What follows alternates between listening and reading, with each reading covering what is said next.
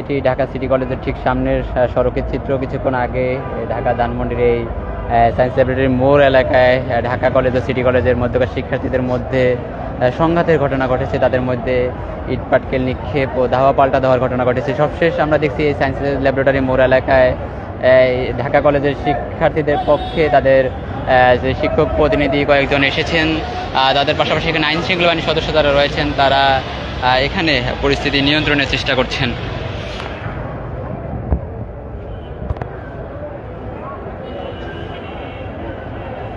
সবশেষ এই science laboratory মোড় এবং ঢাকা সিটি কলেজের যে প্রধান ফটকের ঠিক সামনের সড়কগুলোতে এখন উত্তপ্ত পরিস্থিতি বিরাজ করছে।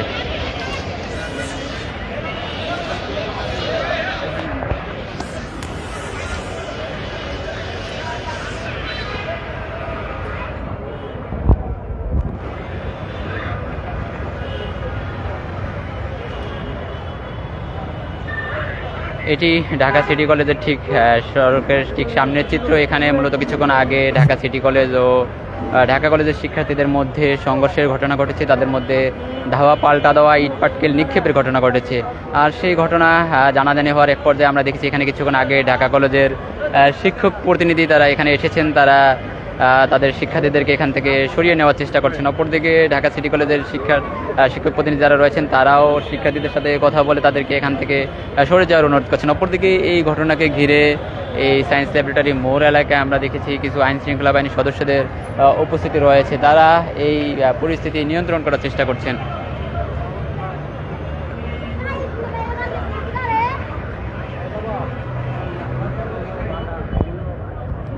সবশেষ বলা চলে ঢাকা সিটি কলেজ ও ঢাকা কলেজের শিক্ষার্থীদের মধ্যকার সংঘর্ষ সংঘাতের কারণে সায়েন্স ল্যাবরেটরি মোড় এলাকায় উত্তপ্ত পরিস্থিতি বিরাজ করছে।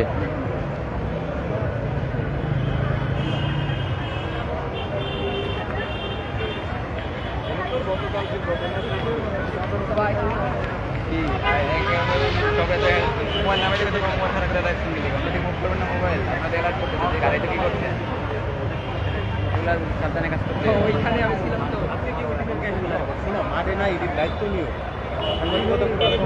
নামে যে মোবাইল দেখা যায় ওইখানে আর না না আপনার এটা অপরাধ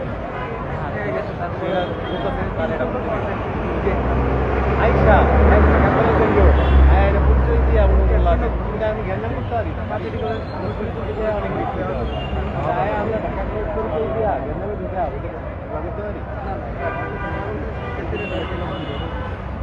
এইগুলো দায়িত্ব নিবা।